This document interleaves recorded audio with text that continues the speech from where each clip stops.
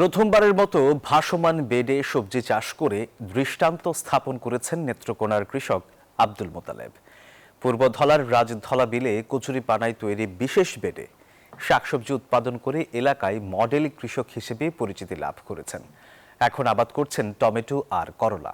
সোহান আহমেদ কাকনের পাঠানো তথ্যচিত্রে desk report.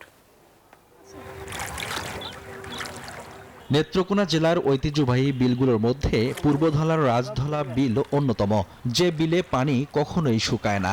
ফলে বছর জুড়ে এই বিলের মাছ চাহিদা মিটিয়ে আসছে স্থানীয়দের।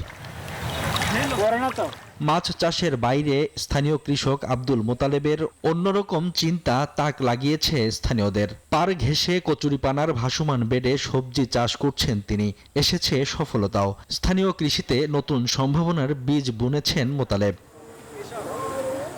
মোতালেব জানান, চলতি বছর কৃষি অফিসের পরামর্শে কচুরিপানা দিয়ে 20টি বেড তৈরি করে সেখানে লাল শাক, মূলো শাক চাষ করে সফল হয়েছেন।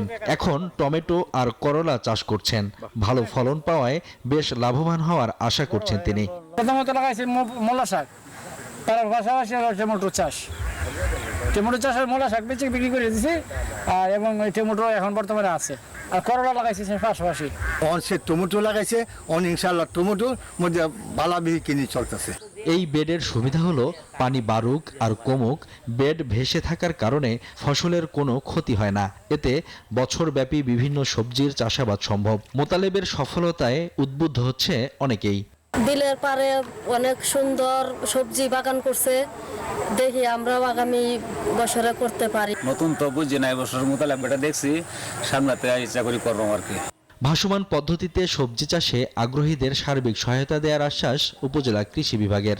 যদি এই ভাসমান বেডে সবজি চাষ করতে পারি তাহলে আমাদের পূর্বধলা যে কৃষক আছে তার উন্নয়ন ঘটবে এবং আমাদের যে কৃষির পূর্বধলা কৃষিতেও উন্নয়ন ঘটবে।